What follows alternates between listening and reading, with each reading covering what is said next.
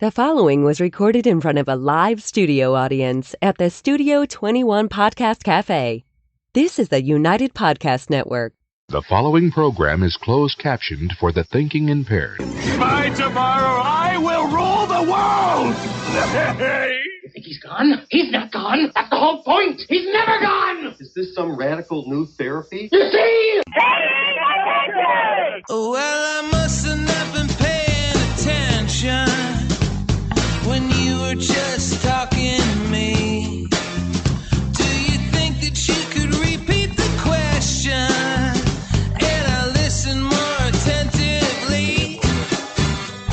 There must have been something in all of that nothing that wasn't quite so easy to see. And I must have missed something. Totally off my game today.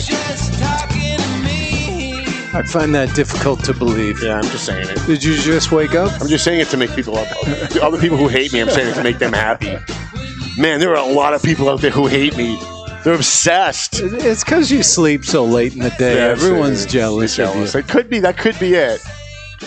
Could be my social life, too. Every time I start dating somebody new, Yeah. as soon as I post on Facebook that, like, I'm dating them or whatever, I post a selfie. 2,500 people in their life go over there. Why are you with him? He's evil. People are creating parody websites about me now. It's hilarious. I read about you on a website recently. Yeah, the Methuen Onion. Yeah. the Methunion. The thing is with that Methuen Onion page, like I realized today when I looked at it, like I realized we're taking this way too seriously. Yeah. You know, sometimes like you take things too seriously because you're in a serious business. And I read it today and I just went, actually that's pretty funny. And secondly, why am I taking this too seriously? I don't think you should. Because it's just a parody website, right? And it's funny, and we should congratulate those guys for being funny because I'm all for being funny. Hey, how you guys doing? My name's Tom Duggan on the Paying Attention podcast. Hi atop Two Guys Smoke Shop at the Studio 21 Podcast Cafe. Wow, my voice just cracked on that one. Trying to impress Mike Samad. I know a lot of people around Mike Samad hate me, and they're like, I can't believe you're friends with that guy. So yesterday he showed up at Methuen at the TMF Family Dinner for the Homeless. Oh, yeah. And he's telling me how people are giving him crap for being my friend. So he's like, can you stop saying that we're friends on the show? And I'm like, no, I'm gonna say it more. I mean, anytime someone asks me not to do something, that's usually when it's time to do more. Oh boy, yeah. I'm looking at the Onion. The Methunion. Just call it the Onion. Yeah. And I love it. Yeah. Greedy cops, dirty politicians, yeah. And lots of just plain stupid. And what's great is that I'm so powerful. They've got me. I'm like the most powerful guy in the world. Like if I wanted to, I could single-handedly impeach Donald Trump. Well, you have a machine, according to I've got a huge machine. Huge. And we're coming from Methuen Confidential. We want to buy those guys. We want them on board. We're gonna offer them the millions that I was offered to be the propaganda minister. Yeah, okay. So we've got 1, 2, 3. Well, we got like 9 sponsors. Well, I noticed when I go live, when I'm watching I do like these watch parties afterwards to try and get the numbers up so people can see it. And I noticed that like it takes me 5 minutes to go through the sponsors at the beginning of the show. And we lose like 100 people. Oh, yeah. Because they pop in, and I'm just talking about sponsors, so they pop out, and then they wait to come back for like right. When you're doing the watch party, it's pretty obvious. You can watch what's going on. The good thing about watching the show afterwards is, you get to see like what we're doing wrong, like how we can make the show better and what we're doing wrong. So we'll talk about the sponsors. Don't worry if you're a sponsor. We will talk about you throughout the show. But I'm just not going to do it all at the beginning because I don't want to lose people. But that they talked about me today because they wanted me to talk about them on the show. Yeah. And initially I looked at it and I said, they just want me to talk about them on the show. Denied. And then I said, no, you know what? Why? Listen, it's a fun site. It's a funny site. Why not talk about them? It's the Methuen Onion and the Methuen Babylon Bee, so to speak. And it's pretty hilarious. I think more people should be reading that site. Eventually, though, I got to tell you, I find it funny, but there's a couple of other people in Methuen politics that don't find it funny at all, and they're like really pissed off about it, and they're gonna find out who's behind it. And man, do I feel bad for those guys when they do. When certain people find out who it is that's actually behind it, I almost feel bad for them. I don't, but I almost feel bad for them. So we do have some news we want to get to. We've got a couple of great guests coming up. Jonathan Stevens is doing a documentary on TMF. If you know, Mike Gorman's been on the show, I think, at least twice, maybe 3 times. I don't know. He's the head of TMF, the movement family. They're a group of kids. Him and Sam Salib and a bunch of guys got together with a group of underprivileged kids from Lawrence. They feed the homeless every Wednesday night. And they do a lot of other stuff, too. And so I thought after news, we'll bring them up and talk about the documentary a little bit, try and promote it. I know at one point Jonathan Stevens came to my office and interviewed me for a documentary. I don't know if it was this one or a different documentary, but I kept looking for it afterwards after we did the interview, and I never found it. So maybe we can chat with him about that a little bit. A cutting room floor, maybe. Well, that's usually where I end up, and really that's kind of where I belong anyway. Like why anybody wants to interview me is beyond me. We got some breaking news stuff, some stuff that's not so breaking. I noticed though yesterday, Ed, in the Eagle Tribune. Breaking news, front page, huge breaking news. What was the big story? The big story was that Neil Perry is looking for a new DPW director, and he got rid of Frank McCann. I recall hearing about that some weeks ago. Yeah, 2 weeks ago on this show we talked about it. But to the Tribune yesterday, it was breaking news because things are slower. Yeah, that's where that's if they watch this show, they would actually probably be able to have the breaking news a little sooner than 2 weeks after it happens. But I don't want to tell them how to do their job. I don't like it when people tell me how to do my job. A lot of crime stories coming out of Lawrence over the last couple of weeks from the federal government. Let me pull up the first one, and I just had it like 3 seconds ago. Okay, so do you remember last week we had Methuen? You got Methuen in the brain now. Lawrence Police Chief Roy Vasquez here. Yep. And out of the blue, and this was literally out of the blue, I asked him, have you ever solved the murder on Hampshire Street, the one in Hampshire and all that? Because I was there when that happened. Yep. And we got pictures, we got video, and it's one of those, when you're a news guy, you see a lot of stuff that most people don't see. I've seen firefighters pull charred babies' bodies out of burning cars. And I've seen people get shot, and I've seen people get stabbed and been shot at myself. And a lot of it becomes a blur after a while because you see a lot of stuff. But every once in a while, something sticks in your head. And this guy getting executed, 7 bullets to the back. And we have the video. If you go to valleypatriot.com, the video is up. So I asked him, have you ever caught the guys that did that? And he was very vague. Remember, he didn't want to say yes. He didn't want to say no. He kind of danced around it a little bit. You were trying to pull those teeth. Yeah, and we find out the reason is because they actually had the guy in custody. And it's so amazing that it just happened like while he was sitting here. They had the guy in custody on other charges, but they knew he was involved. Huh. And they hadn't arraigned him. They hadn't charged him for it yet. Well, 2 days ago, they actually charged him with the murder of this guy on Hampshire Street. Some of the pictures, not for the squeamish, on valleypatriot.com. The video, we actually have a surveillance video from the house, a couple of houses next to where it happened. And you see the guy come out of the bodega, walk across the street, and the guy run up from behind him and just put 7 shots in his back, just like that, in the middle of broad daylight, 3 in the afternoon on Hampshire and Alder Street. And I hope that guy fries, man. I really do. First, I hope he turns on his colleagues, because there were 2 other guys in the getaway car. I hope he turns on them, and I hope they all fry, every single one of them. The guy that they hit, I suspect was a gang member. I'm suspecting it was a gang hit. Those Trinitarios are nasty little bastards, and they have no souls whatsoever, none. And so I hope they all go. And I don't care. I don't care that the guy that they killed was probably a violent gang member. He probably was. But I don't care. Like you execute someone like that in the middle of the afternoon. You're so dangerous. You shouldn't be walking amongst us. You should be executed. Yep. So we've got that, and that's up on the Valley Patriot website. We also have, and I know I had like 2 more here, but let me just pull this first one up. Every time I go, it goes to Methuen Onion. I don't understand. It's like they've defaulted my computer now to Methuen Onion. In the federal court last week, illegal alien in Lawrence who was ordered deported, but decided not to go because we don't actually deport people in this country. We just say, okay, well, listen, we've decided you stayed too long, so we're just going to please politely ask you to leave. Yeah, it's more of a recommendation. Yeah, it's not really. So they politely asked, the courts politely asked this guy to leave. His name is Freddie Tejeda Diaz. And boy, if that's not a Lawrence name, I don't know what is. And they ordered him to be deported. Instead of leaving, he got a fake ID, of a Puerto Rican citizen, and Puerto Rico is part of the United States. That makes him an American citizen when he's using the fake ID.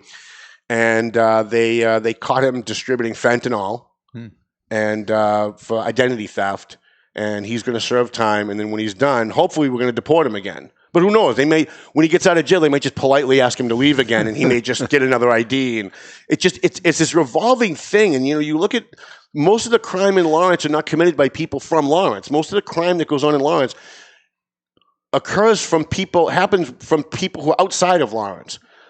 People from Lowell, and our next story proves that. So another illegal alien charged with selling fentanyl that led to a victim's fatal overdose. On June 12th of 2018, a guy was selling fentanyl and cocaine in Lawrence. He sold it to a 26-year-old victim who died of an overdose after using the drugs. Apparently, the fentanyl was too strong. The guy continued to sell fentanyl after the fatal overdose, including another sale on July 31st. He has been caught.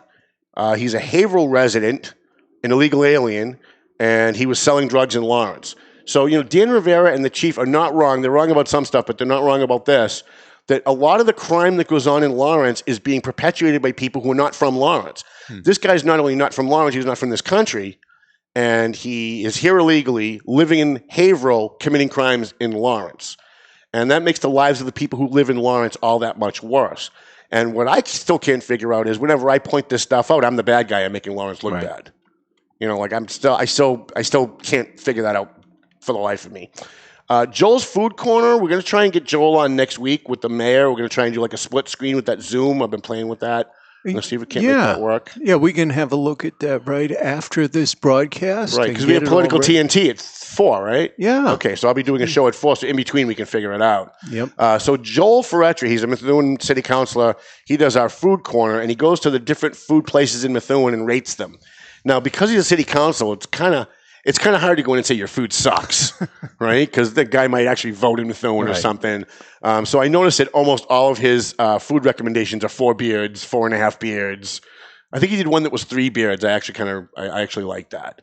I just tell the truth. Like if somebody's food is not really that good, you should say their food's just not really that good. Now, have you been to most of the places he's reviewed? I've been to every place he's reviewed so far, and I recommended that for next week's Valley Patriot, he go to one of my new favorite haunts is Miller's Tavern. I was there last night. I had a date last night, and I took her to Miller's Tavern because I was there with the Janas. It's Jana!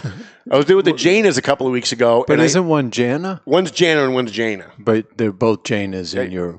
Whatever I say, they're going to correct me, so it doesn't really matter at this point. They're interchangeable. But we were there a couple of weeks ago, and I tried what they call the Irish nachos. And they're really not nachos at all. They're really kind of like homemade French fries with lots of stuff on them. And they're amazing. Like, I don't know what that special sauce is that they put on it, but I specifically took my date there last night because I was craving those Irish nachos. What's going to make them Irish? Is there corned beef on it? There is corned beef in it. That's true. Yep. You're right about that. So it's almost like their variation of poutine. There's meat and... Yeah, I don't know what that is, but I'll agree with you for the sake of sounding like I know what I'm talking about. From Quebec. And okay. It's French fries with brown gravy and cheese curds on top. Yeah, sounds very similar. Yeah. With some corned beef thrown in and some special sauce. It's like it almost tasted like Russian dressing, but it's not. Like a sweet Russian dressing, but it's really like it makes it so good that I was so full that I was still eating because it was so. I didn't matter that I was full. I just wanted to keep eating. To stick with the Irish theme, they probably have to put Guinness in that sauce. Yeah, maybe. Why not? So Joel is going to go there, and he's going to do for the next Methuen Food Corner in the Valley Patriot next week. He's going to be doing Miller's Tavern and hopefully maybe one other. And my only recommendation to Joel, I haven't really talked to him. He's been so busy as a city councilor. I try not to bother him because he's a busy guy. I want to see more bad reviews. I want to see more, or at least more objective reviews. I want to see like, their appetizers weren't that good, but the meal was great. Or the meal wasn't that good, but the appetizers were great. So constructive criticism. Yeah, because I think that the Methuen food places want that. I mean, nobody wants to be bad-mouthed, but I think they want constructive criticism on how they can make their food better or how they can make their place better. And Joel's like me. I eat out at least 4 times a week. Easily 4 times a week I'm eating out. And I have a rule in my rule is if the meal isn't that good and the service isn't that good, but the appetizers are good, I'll always go back. Because I'm usually there to talk to somebody. I'm usually there doing business. It's like a business lunch or a business dinner that I'm doing. And I usually order 3 or 4 appetizers, and then, if I order a meal, I usually end up taking half of it home because I'm so full from the appetizers. So I go by appetizers. And so when you look at some place like Bada Bing's, great appetizers. Miller's Tavern, great appetizers. What was the other one that he did? Giovanni's, I think he did last month. Excellent appetizers. Then there were other places, appetizers, not so good. So anyways, what else do we have? We've got, what are we doing on time? All right, so we're still doing good on time. We've got, I think that's it. Thanks for coming, kids. Good night. I don't think I really have much more. I was just having a look here. Yeah. Would you believe on the parody website? The Methuen Onion? Yeah, that's hosted in Panama. Yeah. It sounds on the up They're and up. trying very hard to conceal their identity. Right. And to me, that makes them cowards. You know what I mean? Like if you're gonna do something, people can say whatever they want about me, but I put my name on what I write. And if I screw up, it's my name on that story. Yep. And I'm the one that takes the heat for it. And these guys, they print whatever funny stuff that they print, true or not true, and they don't put their name on it. I think they should put their name on it, but that's just me. It is funny, though, I have to admit, when I read today's, I was in hysterics. It was absolutely hysterical. And the power, it's so funny, because it's not just them. My adversaries, the people who hate me, the people that are always publicly out against me, they paint me as this guy that's got so much power. Like I'm so powerful that I can manipulate all these things. Yeah. And I was like going back to the council presidency vote, right? I was pushing really hard for Eunice Ziegler. Right. She didn't get the vote. Like, so how fucking powerful am I really? Like I'm so powerful that I've got this propaganda machine and I don't know, whatever. So I had like 3 other news stories. I just can't find them. So what we will do is we'll take a quick break. All right. I can go with that commercial this week. The one the chief hates? Yeah. That was hilarious. I wish I had seen the look. Oh my God. So we had the police chief here last week, if you didn't see it, folks. And we've got a commercial that runs for a funeral home. And it's my voice saying, hey, if I get shot and killed while I'm driving around in Lawrence, get my body to Perez Funeral Home. And I looked at the chief and he went pale white. Yeah. He's like, did you just say if you get shot and killed in Lawrence? And I'm like, yeah. He's like, not a good look. And I'm like, sorry. It never dawned on me that would be running someday and the chief of police would be sitting right here. You know what I mean? So we want to thank McLennan Real Estate, Century 21. We love Janet McLennan. I am going to marry her someday. I really am going to marry her. She knows, right? I think she knows. I know her son knows because he was waiting for me after the show last week. He was downstairs like, what's this? You're going to marry my mother's stuff going on. He was laughing about it, though. AFC Urgent Care. We love Lisa Williams. She bought me a suit this week. Really? Yeah, she went up to Macy's to see Al Caprile, and he sells suits in the men's department at Macy's in Manchester, New Hampshire.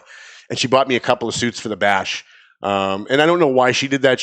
I think she just, there are people who either really hate me to the point where they'll cross the street to spit on me, or they really love me to the point where they're like literally out buying suits for me for literally no reason.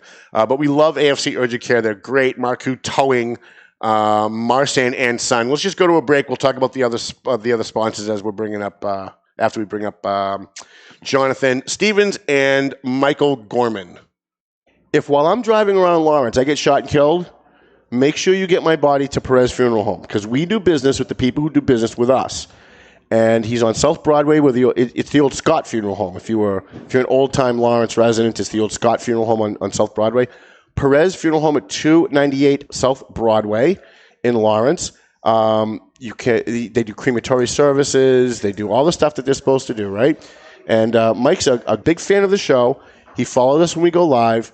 He's an advertiser now in the print edition of the paper, and he's now sponsoring this program. Perez Funeral Home and Crematory Services, 298 South Broadway in Lawrence. We appreciate him.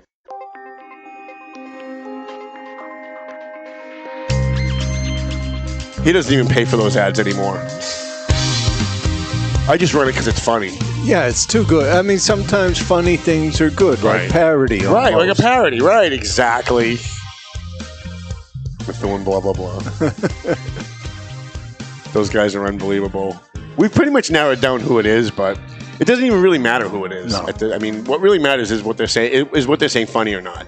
Right. It's, The Onion. I don't know who's writing that, but I love it. And Facebook tried to take The Onion down, saying it was fake news, as if they were trying to present, like The Onion was trying to present that it was real news. Yeah.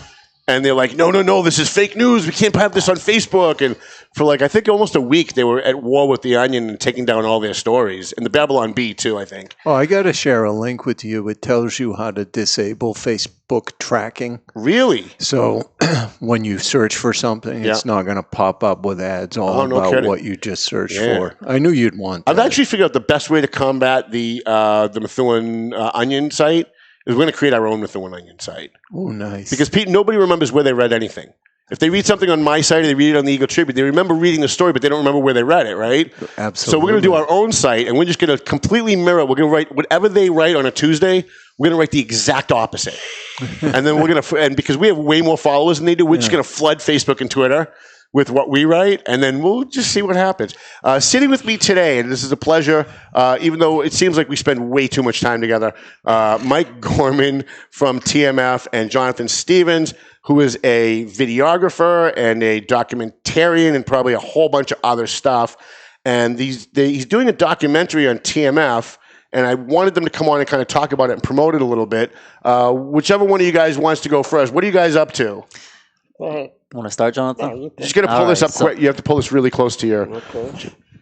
So yeah, I am extremely excited. Jonathan I actually met at the bus station days, to be honest with you. That's where I first met him. He was close with the prayer table, the group over there. And we've maintained communication throughout the last year. But recently, we came with the idea of kind of telling the TMF story throughout the years, because this started back in 2011, the program. Like the bus station started around, 2018. Yeah. So that's 7 years of TMF doing things that people really don't know about. So I think it's an underground story that will be great to get out in the open. What's great about TMF, and I think I said this the last time you were here, is that it's replicable. What you guys are doing, you're not going to the government and saying, can you please help us solve the problem, and then waiting for them to have meetings upon meetings upon meetings. You guys just said, you know what, there's a need, screw the politicians, screw government, we're just going to go out and do it. And you guys figured stuff out that you could go out and do to try and make people's lives a little bit better that are living on the streets, or people who are addicts, or people who need some serious help. And I think that's what's great about what you're doing is you can franchise it. You could do this all over the country. You could once this documentary is done, my hope is that it's going to be widely watched across the country, and people themselves will just say, "Hey, we can do that," and go out and do and help. Jonathan, what made you want to do this documentary? What made you do it? Well, first of all, let me say that that's exactly what I'm thinking. Oh, good. Exactly. What he asked me, and I see the work. The work speaks for itself. Right. So I don't see anything bad about what they're doing, except for the issues that they are helping to alleviate. That's the only bad thing about it. Right. So that was the reason that I told him, anything you need. How long have you been working on this documentary? Is it something you just started, or you've been doing this kind of all along? I think it's only been like 3 weeks, a month. A month, I would say. Now, when you came to my office and interviewed me for, I think, a different documentary, did that ever go up? Is that up somewhere, or did I end up on the cutting floor like I normally do? No. So first of all, the initial reason for that interview was research for a feature film that we're writing the script for. Oh, good. So there was no documentary initially in mind. But then I had 310 people that I interviewed, and I said, I'm not just going to throw this away. So that's how it's still. Oh, so it's still in production for a movie, not a documentary. It's in post-production. Gotcha. Yeah. I made so many movies and documentaries at this point, and music videos. I can't even keep track of it. Yet you're not really famous. Yeah, but I have but I'm. What's the word? I'm devious. No. What's the word? What's the word the Onion used today? That I've got this machine. Machine. I got this big machine. Yeah, but you're not famous. But I'm not famous yet. No. I'm certainly not rich anymore either. not making any money. It's not a money machine. That's for sure. Although if you ask those guys, I'm getting paid off. I'm getting paid big bucks. Me and Joe Solomon are down in like the Cayman Islands every 2 weeks and smoking cigars on a beach somewhere with bikini babes. Mike, when you were approached by Jonathan to do this, it was the other way around. Oh, actually. really? So he approached you and asked you if you would do it. I was doing a music video, and we did some shooting at the TMF dinner at the current location. And he saw me doing that, and he came to me and he said, "Hey, I've been thinking about doing this for a while." And I said, "Yeah, let's do it." Yeah, that's awesome. So when do you expect it's going to be? When do you expect it's going to be done? So the filming we decided will probably be for a full year. So April to April will be the filming. I'm also very excited because, me and you talk a lot behind the scenes, and I think this is good for the TMF members who do so much work to actually, their work to be, showcased to the community. A lot of these individuals, come from the projects of Lawrence, don't have much more than these homeless individuals doing so much. So they're all excited, looking forward to it, and I'm good to go. And it's good because so when it starts in April, the filming piece. But before the filming, there's so much to do with going back into time. So not many people know we started it, in 2011. I was 18 years old, and it started at the Methuen bus loop right outside the high school. And it was usually, we talked on the phone, it was a workout group. Right. And that's kind of, where it started. And since then, it's branched out into so many different areas. So I kind of want to go back in time, show, how a community organization can start, with just like heart and, passion. And, hopefully that can branch out into other communities across the country. Now, when you guys first started, you were doing these runs with these kids through the city, and you were running by these homeless people. And the kids came to you and said, can't we do something to help these people? We're running by them, and they're standing there, and they're hungry. And you guys decided to go out and give them just little notes to let them know that someone was thinking. Can you just talk a little bit about? Yeah, we used to because you went into areas I won't even go to. You were over on West Street down by the railroad tracks. There, yeah. I won't go there during the day, and I'm armed. Yeah, we were we were naive. We didn't know what we were doing. And you'd go as like a group of 4 or 5 in a car down Broadway Street, passing, Tremont, Cedar, Haverhill, Bradford Street corners. And those are that's the hot section, I would say, of Lawrence, where a lot of drug activity. And, we decided to come up with this, let's give those homeless individuals an index card of hope. And then from there, build a relationship. And it's just mind blowing to see, how far we've come to now a dinner, to now services being available. And just seeing those TMF members, grow as individuals, because the core meaning of TMF, it works as an inner and then to an outer. So I want the TMF members to grow within themselves as individuals, be a better person, see different aspects of life, and then from there, give back. So the bus station and the dinner, those were 2 of our projects. Jonathan, what made you want to do this? You've been around for a while, and we've crossed paths a few times. And I remember seeing you at the bus station. You've got a million projects that you're working on that I see. I see on Facebook you're doing a lot of stuff. What made you want to do this? So I told him, I said, you don't know what any one of those kids is going to do for somebody else because of what you're doing for them. So this has the ability to just, it's like a ripple effect. Like he helps them, they help him. So I was like, I'm in, I'm in 100%. That's awesome. How intricate has Sam Salib been?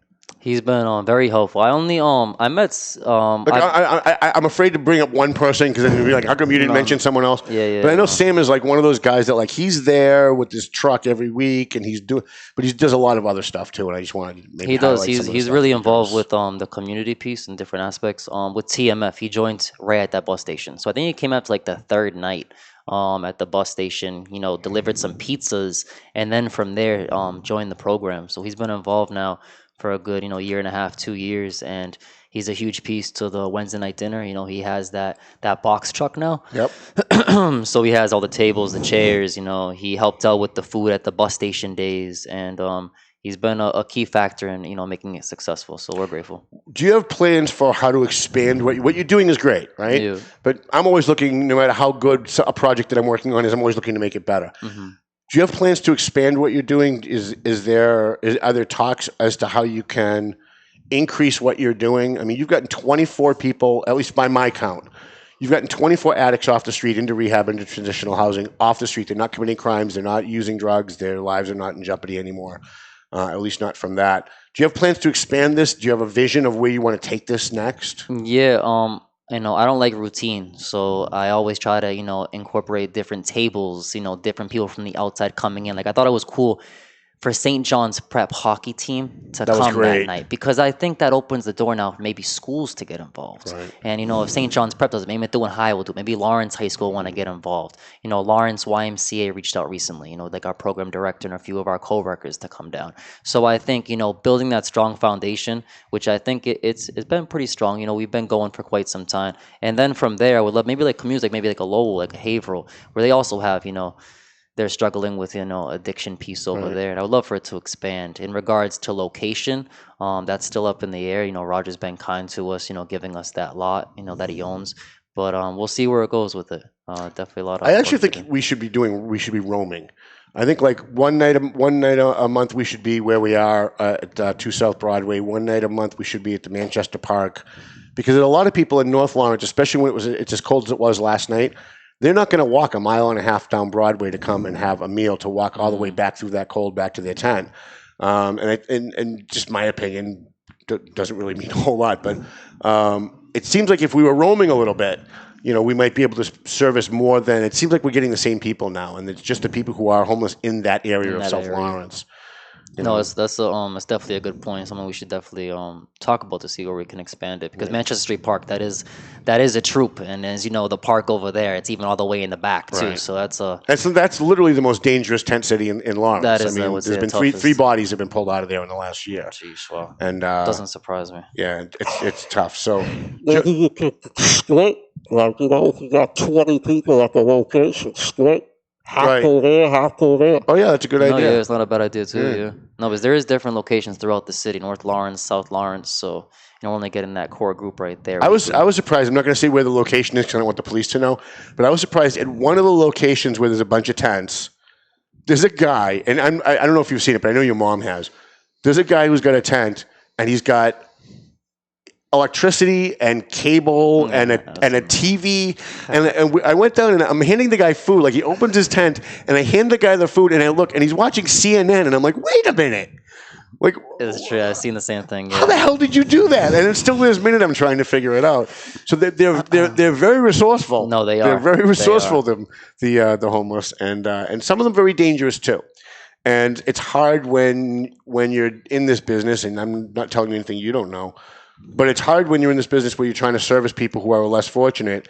It's hard to remember that. It's hard to remember that the person you're handing food to could be sticking a knife in you the minute you turn your back on them. And I always try to keep in mind the American Sniper. You know how he died. He was he was helping a veteran, brought him to a shooting range, was trying to help the guy out, trying to help him feel better, and he turned his back and the guy put a bullet in the back of his head because he's just mentally ill. He didn't know what he was doing. And so I always worry. I worry about your mom too, because I know she goes out there. You should not be letting her go out alone, and she keeps doing it.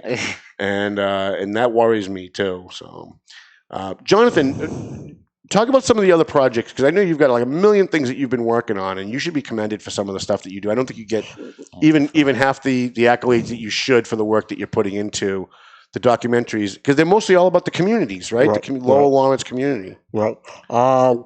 It started out with a vision for a feature film about Lowell, and I started from nothing. I didn't know what I was doing. I didn't go to school for this. I didn't, and it was just 3 years of research, and then a year and a half of interviewing people, and now it's just post-production, and of course, you tell people you're making a movie, now everybody's calling you like, hey, you want to do this, you want to do that, and I'm like, shit, I can use the money, so, all right, so now you start getting distracted. Right. And now this dude's calling me, trying to put me on some whole other things, so, like, it's all good. How do you plan on distributing this once the TMF documentary is done? Yeah. How do you plan on distributing it? Because there's a million different ways you can do it now online.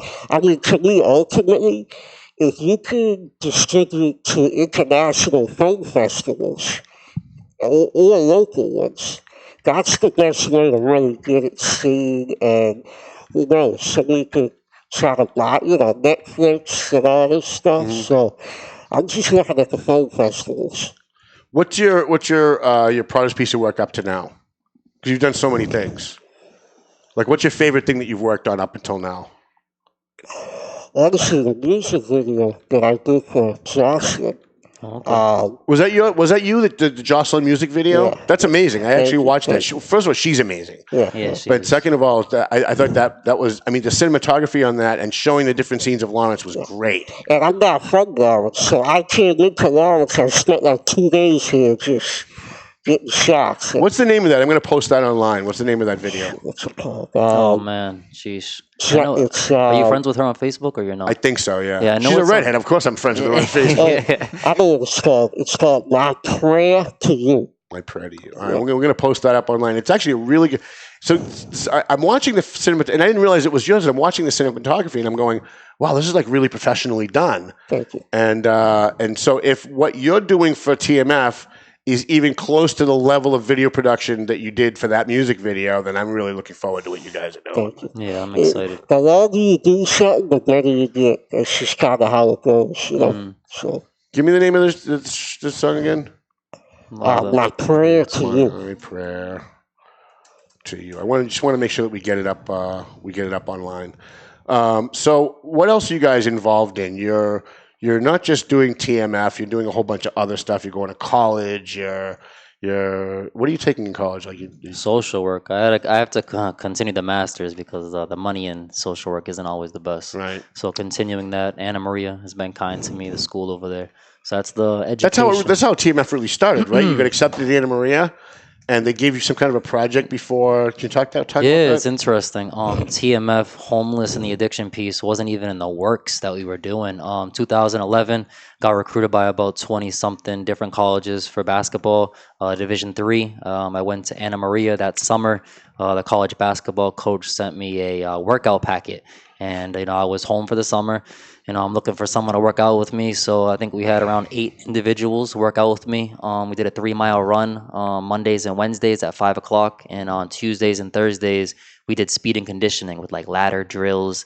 And then from there, I'm looking at, the 7, 8 individuals that are around me, and they came from some tough situations. So I took it into more of like a family route. Let's push each other for this 3-mile run. And then it turned into, a weekly meeting, setting goals for each other. We raised money. We had no money, so we did a yard sale, a car wash, and a basketball tournament. Got around $1,000, and we took the individuals to a zoo. Never saw like a lion before. We went to the bowling alley, and it just kept evolving. And to see then the addiction piece, the homeless piece. We do a case study of a missing woman in Lowell on Thursdays, and it's just what's that about? So I'm not gonna say the name of the individual, but it's interesting. A missing woman from 2010 in Lowell, last seen walking her dog, and we even have a case study with around 5-6 individuals meet twice a month, and which really trying to nip that in the butt and trying to work at it. And just investigating as to like what happened to her. Where she's still missing to this day, and we're trying to see what happened. Go back into time, and it's been one of the most interesting things I've been involved in. Wow, you guys should add that to your documentary. That sounds amazing. Yeah, no, it's awesome. Yeah, it sounds like good stuff. One thing that I was thinking, the reason that I said April to April is because of what you were talking about. He's doing speaking engagements and this, that, and the other thing. So I want to really get a look at him because he's the one that's holding it all together. Right. So. And there's a lot of great people that donate their time. I know I mentioned Sam Salib, but you get people like Jill Stackland who comes, and she doesn't just help set up. She's been great. She's serving food to people, and she's also, a lot of Suze Evans and a lot of other people. When the homeless come to this TMF family dinner, they're being interacted with by the TMF members, and TMF members are talking to them about what individual things they need. Some of them are living in a tent, and they don't need a blanket, or they don't need a sleeping bag, but they might need sterno cans, or they might need certain food type supplies, or underarm, or toothpaste or something. And so they're always this dialogue every week. I notice. Among the TMF members with the homeless and with the addicts, trying to figure out what it is that their individual needs are to try and make their lives a little better while they're struggling on the streets. Well, I love for those TMF members to build their relationships. So we have that Connect 4 tournament now for the gift cards. So Susan Evans has a gift card she gives on Wednesdays. We do a Connect 4 tournament. So that's been getting intense, a lot of laughs. And I have those 3 TMF members speak on the microphone in the circle to kind of give them a role, kind of go over the rules, what's on the menu, how the night's gonna go. They got to speak up though. It's hard to hear those guys. Yeah, they do. They get shy. They want to do it, but then they're a little lacking. I can't find her video. I've looked all over her page. I've looked all over Facebook, but I'll do it after we go off the air. Who was that, Tom? Her name is Jocelyn Merced, Merced. All right, I think do some looking. I think her name is Justified. Yeah. Oh, is that right? Yep, that's what it is. It's Justified. How frustrating has it been? You guys started off at the bus stop in Lawrence, and it was really working well because even though it was outside, you had the overhead. So when it was snowing, you weren't getting snowed on. You could set up the tables, you could set up things, and even if it was raining, if it was snowing, you were underneath that garage. And then all of a sudden, the mayor just literally pulled the rug right out from underneath you, blamed you guys for a whole bunch of stuff you had nothing to do with. How frustrating was that? And how frustrating was it after you got thrown out, to then not have that every week, knowing that these kids would like to go out and do something to help the homeless and had nothing for a good 6 months before you. Man, I still think about it. I miss those bus station days a lot. I really do. That's where it originated from. That was a tough time emotionally for a lot of people, kind of, leaving the spot. I think it was a great learning experience. You were very supportive during that time at City Hall, guiding us, teaching us different things. And we're here now. When one door closes, another one opens. Obviously, I miss that overhead a lot. But we gotta. Especially 2 weeks ago, it was like, oh man, we only had an overhead tonight. I know. We're working with some tents, getting some tents donated. You gotta think outside the box here. So we're making the best of it. Yeah. So what? I had a question and I lost it. When you guys are out there and you're feeding the homeless and you find somebody who has a need that you can't fulfill, how do you go about meeting that person's needs? I think it's meeting the person where they're at. We might not be able to get everything they want. Sometimes, like last night, I heard oh, do you have a tent? Do you have a sterno? And sometimes we don't always have that, on hand at that time. Right. I try to make note of something. If there's more than one individual needs the same thing, maybe make a note of it. Kind of see what else we got available. Try to just have someone to talk to. So last night I have this guy, Kurt. He was a guest speaker one night at the TMF dinner. So I actually have him with a notepad going around the dinner table and kind of, when do you want to seek treatment? You can do this. He's a former addict, in and out of incarceration. He's lived it. So I have him, because Karen's at that Tewksbury detox table, but she's usually at that table. So people, won't always go to her. See walking around her. So I think Kurt's a good piece we could involve in kind of, Karen's over, let's go talk to her for a minute. Let's see, if we can get you a bed. So kind of implementing that, So the goal is to get them off the street. Right. I don't want to be, we're feeding them every Wednesday, see you later. Like the goal is to really get these individuals. You said from the beginning, we don't want to be a soup kitchen. I don't. We want to be something. We want to be a full service to try and get these people. And is my number right? I have 24 that you've gotten off. Yeah, I would say you're about correct. I know Karen got another one in 2 weeks ago. She has a great relationship. She works next door at the TSS program, so she still has a relationship over there. She's been great. So it's about pulling together a bunch of resources, putting them all in one place so that when the homeless show up to eat, they think they're just showing up to get food. Yeah. But there's actually services there available for them if they want it. And one of the most frustrating things for me was when we were trying to get Steve Gonzalo off the street for 2 years. Oh, I remember him. Yeah. And veteran, right? Yeah. And we were trying, and he would say, okay, yes, tomorrow morning, come meet me here and I'll go into detox. And then the next morning, we're driving around like crazy trying to find him, and we can't find him because he's off getting high. You've got to get them when they say yes. You've got to get them right there that second, and you've got to be able to get them into a bed right there that second, or they're going to be jonesing for the next high, and they're not going to care anymore.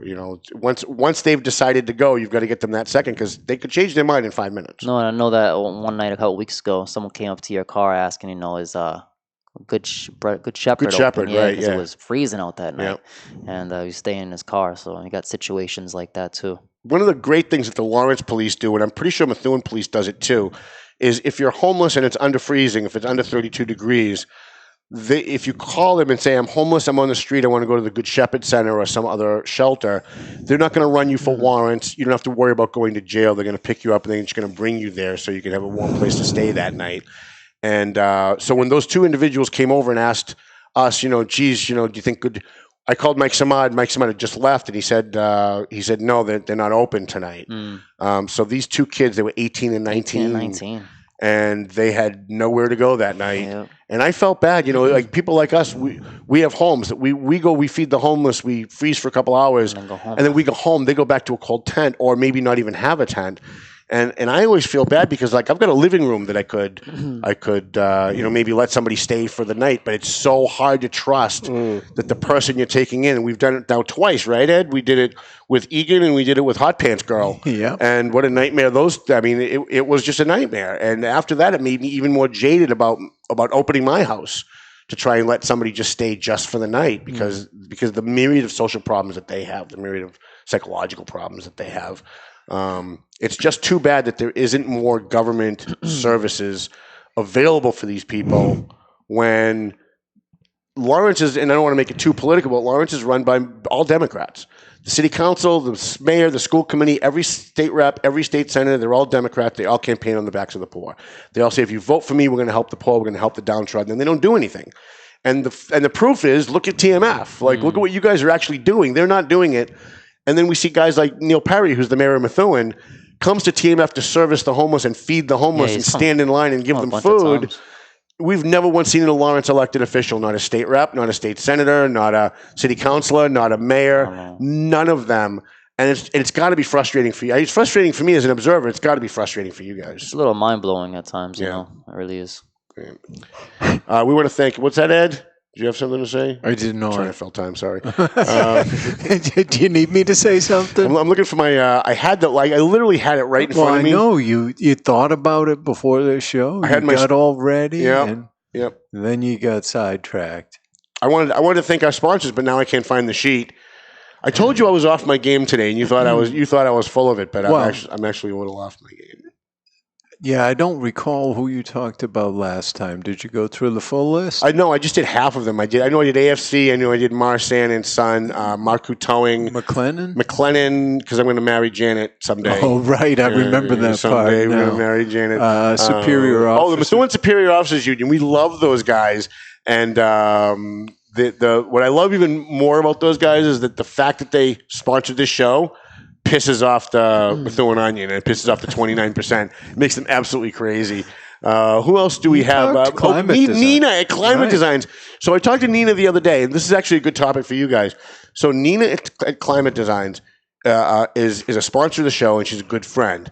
And she has been following what you guys are doing. When I go live and you're giving your talk about, TMF at the beginning of the night and how it all works and what the menu is going to be. Yeah. And she found that there's a guy in Los Angeles who has a roving shower truck.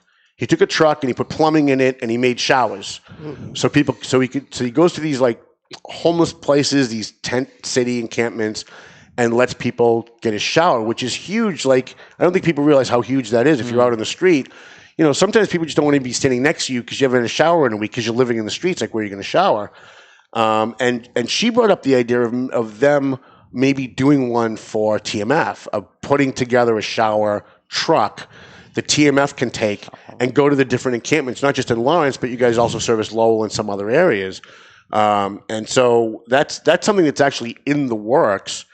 And I see what you guys are doing. There's so many innovative ways to help these people, and you guys are doing it while government officials, I want to say it again, they're not doing anything. They're having meetings about meetings, and I've never once seen a Lawrence City Council do anything for the homeless. I mean, some of them are friends of mine, but I haven't seen them out there, and you guys are out doing it. Are you surprised by that, though? I really am, because I know some of them, and they're good people. Okay. And I think they really want to help. I think they really do care about their community in general. But then when it comes time to doing something that's going to piss off the mayor, which would be helping the homeless, nobody wants to run afoul of the mayor. They need him to vote for their proposals, their projects, their budgets. And so I'm a little surprised. Because when TMF stood before the Lawrence City Council, you had 3 city councilors, and I'll even name them to shame them. My good friend Giovanni Rodriguez, Estella Reyes, and at least one other, the one that voted no. Who was the deciding vote on that? It was Maria de la Cruz was the deciding vote. She voted no. Said, but we're going to come out and we're going to help you. We admire what you guys did. It's all on video, right? You guys were standing right there. We're going to come out. We're going to help you. We haven't seen them since. That was a year ago. So It's true, yeah. I remember. all right. Yeah. So I think you hit them all. AFC. Yep. Marcus Towing, Marsan and Sons, McLennan. Yep. Methuen Police. Still seems like we're missing one. Well, we definitely want to give a free shout out to Borelli's Deli because they're coming on board. Ones, yeah, they're coming on board next week. If you want to get your deli meats, that's where you need to go. You want to get your hard meats like steak, you want to go to Thwaites. They're not a sponsor, but we're going to give them a free plug anyway because that's where I buy my steaks, my steak and my chicken. And then Home Care, I can't remember the name of it. It's just awful. This isn't really the show anyway. This is just like the warm-up show. Yeah, this is the warm-up. We'll just do it again. We're not really doing anything here at all. So listen, is there anything that you want the people at home to know about TMF and this documentary and what it is that you guys are doing before we go? I'm just beyond excited. Once again, I'm going to repeat that. And I think we have a lot of support throughout the community of people that have been watching it behind the scenes for years. And I think we have a lot of people who will be very excited to see, where it started and how it became to where it is now. I don't think people understand that. And I'm beyond thankful, for you. You've definitely supported us since day one. Yeah, don't say nice things about me. I'm evil. No, but you've been there for us, man, and I'm appreciative. I know a lot of people in TMF are, and then Jonathan as well, for taking his time, such a busy dude, got a lot of projects going on, but for him to believe in the vision of TMF and to want to work with us, that's great. So. All right, let's wrap it up. I have I found my list finally. It took me the entire show to find it, but I did find it. I think you got them all. Yeah, we got McLennan Real Estate, AFC Urgent Care, Marcu Towing. We love him. And he actually shows up Wednesday nights and brings the hot coffee. Yeah, He shows up in his tow truck with his cute little blonde girlfriend. And, Nice. And we're always plotting, like, how do we push him into the river and take her for ourselves? Methuen Police Superior Officers Union. I love those guys. They actually had I think they had a press release up yesterday. And I started getting phone calls from people saying, "Hey, I see that I see your buddies over at they put up a press release, and how come you don't have it up on your site?" I'm like, "'Cause I didn't know about it." See, I'm always getting accused of coordinating with these guys. We're all part of this big machine, right? But you're the last. Yeah, I'm the last freaking person to know. Climate Design Systems, who are going to be helping the homeless. They're also, I think, coming on board with the Bash. Climate Designs. Nice. Yeah, they're doing a lot of stuff with us. And I think she's just kind of enthralled with what we do. We're not just a newspaper. We're helping the homeless. We're helping veterans. We're doing the Bash for scholarships. So I think her and Buddy definitely want to be on board. Here's the one that I forgot. Horizon Home Care starting next week. Horizon Home Care, if you've got an elderly parents or elderly family members, someone you care about, you don't want to stick them in a nursing home. Trust me, I've seen the nursing homes in Lawrence and Methuen, North Andover. It's disgraceful the way they get treated. And if someone who's elderly can get treatment at home where they're comfortable, where they've got their personal knickknacks that remind them who they are every day, I think that's a great thing. And of course, we want to thank Borelli's Deli, who's going to be coming on board next week for all of our cold cut needs. Right? Yeah, absolutely. I get I eat turkey. Super Bowl's coming up too. So yeah, what is that? That's it's the a football thing, right? Yeah. So you wouldn't know about it, No. but a lot of people might like to buy cold cuts, and serve them for the big game. All right. I know we had a Bash Committee meeting on Sunday, and we had scheduled a Bash Committee meeting for this coming Sunday. And one of my Bash Committee members said, "We can't do it next week here because of the Super Bowl."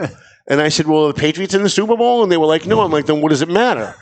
I mean, nobody's going to watch it. The Patriots aren't in it. Do they even have a Super Bowl when the Patriots aren't in it?" And they do. She said, "Yeah." So just to give people a little bit of a heads up as we flounder out through the end of the show, the Valley Patriot Bash is going to be March 27th. We've got a great comedian coming. And I was asked, we talked about it a couple weeks ago, I was asked to be a judge at a comedy competition at Salvatore's. And you recruited someone? It was Mr. Funny 2020, and there were 10 amateur comedians got up and competed. And then at the end, we had a ringer that we brought on, a professional comedian, so that those who had to sit through the bad comedy at least had something, to highlight their night. And John David, who's just really, really funny, got up. He does a great Rod Stewart impersonation. He does a great who's the guy on Back to the Future, the old guy that was on Taxi? Guy. Oh, Marty, you gotta. Yeah. He does a Jim great. Ignatowski was the character. Yes, he does a great impersonation of him, and he's really funny. And here's the thing about John David. Not only is he a professional comedian, But if you go see, and I'm not bad-mouthing Dave Russo. I love Dave Russo, please. Don't get mad at me. But I just want to do a comparison. If you go see Dave Russo today and you saw him 5 years ago, it's the same routine. He's worked on one routine, and most comedians work on one routine, and they hone it, and they perfect it, and that's their routine. I come from the Steve Martin era, where we went to see Steve Martin in Boston on a Friday night, and then we went to see him on a Saturday night, and it was an entirely different show. And then we go a third night, and there was not one joke that was the same from the first 2 nights. John David's doing that. It's all new material. So he's going to come to the Bash. He's going to do like 10 minutes of comedy. And the guy who won the amateur, the guy that I voted for, Henry, is also going to be coming to do some stuff. So it's going to be March 27th. Tickets are $40 in advance, $45 at the door. We're going to be giving scholarships to a kid from Lawrence High School, Methuen High School. That's going to be first year of Haverhill High School. I'm trying to do it so fast, and we still have plenty of time. So it's going to be Lawrence High School. Yeah. Last year we gave about $2,600 to the Lawrence High School kid. It's going to be Haverhill High School, and it's going to be our first Haverhill High School. It's going to be Michelle DeLuca Memorial Scholarship. We knew her. She went to St. Pat's with us. Excuse me. The Greater Lawrence Vogue Scholarship, which is going to be the recipient of the Vogue Scholarship, is always picked by Jessica Finicaro. And that's always fun. We like to break Jessica's chops because this is like the most elaborate scholarship application you'll ever see in your life. She makes them run through obstacle courses, swim 8 miles, do a 27-page essay, and then she interviews them 3 times. She really goes all out. Like she wants to make sure that they meet our criteria, and our criteria is pretty easy, but you'd be surprised at how hard it is to find someone that meets it. Yep. We want a kid in good standing. We want a kid that's not getting a million scholarships from other places, so we know that the kid's going to appreciate the scholarship and really needs it. And no social justice warriors. And no matter how many times, this is our 16th anniversary bash, right? Yep. No matter how many times I've said it on the radio, no matter how many times I've said it on this show, no social justice warriors. 2 years ago, we had a kid that got picked by somebody for a scholarship, and I go to all the kids' Facebook pages because I want to see what kind of kid we're dealing with. And I went to the first kid's page, and up at the top, the cover photo is a picture of him going like this, with the headline "Fuck the police." Well, this is a bash where it's going to be a room full of cops, firefighters, and veterans. I'm pretty sure you're not going to fit in, so we knocked that kid out. But every year we get an applicant, whether it's for the Lawrence Scholarship, the Haverhill Scholarship, the Whittier Scholarship. We always get one kid that tries to slip in. That's like a little social justice warrior and hates America, hates our veterans, hates the police, and we just knock them out right away. We want good kids. We want kids who care about our community. We want kids who care about law and order. We're also going to have the Dan Cody Memorial Scholarship. Dan Cody was a tow truck driver for Cody's Towing. Yep. He was killed about 2 weeks before our bash last year on the side of the road on 495. And so this will be our second year, or maybe our third. I think our second year doing the Dan Cody Memorial Scholarship. And that'll go to a kid that went to Thompson Grammar School. So even if you're graduating from Haverhill High, but you went to Thompson Grammar School in North Andover, I went to Thompson Grammar School. Get out! Yeah, my kids went to Thompson. Really? Yeah, they lived on Herrick Road. So, no kidding, right around the corner. Yep, just down the hill. And then what did you fled North Andover? Is that what happened? Yeah, I couldn't afford it. Yeah, I think most of the kids I went to school with. If I told you what I paid for rent, you'd keel over. I pay $1,800 a month for rent. Ooh. Yeah, that's true. I'm on Main Street. I pay $1,800, but that includes right over the hardware store, or is that gone now? No, I'm across the street. I'm across the street from the hardware store. No, the hardware store is still there. Brian's. No, I'm talking really old. Oh, really? Yeah, when Val's restaurant was there. Val's, I remember Val's. Sure. Yeah. All right, and so we have the scholarships. We're also going to be giving awards for. We give an award to a hero police officer, which will not be a Lawrence police officer this year. Absolutely, a firefighter. We also give out an award to 2 hero veterans, and boy, when you see the veteran that we got a World War II veteran who's actually coming and will be in the room, and that's going to be something really amazing. Awesome. We also have our Scott Clegg Public Service Award, which Mike Gorman won last year. Mike Gorman and TMF, not just him. It was him and Sam Salib and who are the kids? And I can never remember the names, and I feel bad, Mike. Who are the kids that came last year? that won the 50-50. Was it Ricky? Ricky Aravello. Ricky Aravello, Yeah, nice kid, and he nice donated kid. and he donated the Back money back to TMF. Yeah. Like he won the 50-50 himself. He bought the raffle ticket. And then he took the $500 or $600 and he donated it to TMF, which was pretty amazing. And we also have a First Amendment award if anyone qualifies. We haven't had anybody qualify for the last 2 years, so we haven't given that award out. Huh. And I think that actually makes that award more special. Yeah. So that if at some point someone does do something to defend or protect our First Amendment rights of a free press, free speech, or freedom of religion, when we give that out, it'll be a little bit more special, I think. So it's going to be a great night. We've got DJ Rick Belanti, who gives us his services for free every year. Mike Agricola, the owner of Salvatore's Restaurant, donates the food every year for free. The Firefighters Relief Inn. By the way, if you have a wedding coming up or a bar mitzvah coming up or some kind of a celebration, Firefighters Relief Inn is a great place to go. It's a big, huge hall, and they don't charge us. Awesome. Because we're doing good things. They also make bank on the bar. Yeah. Because we fill that place with like 550 people, so they're making tons of money on the bar, which is great for them.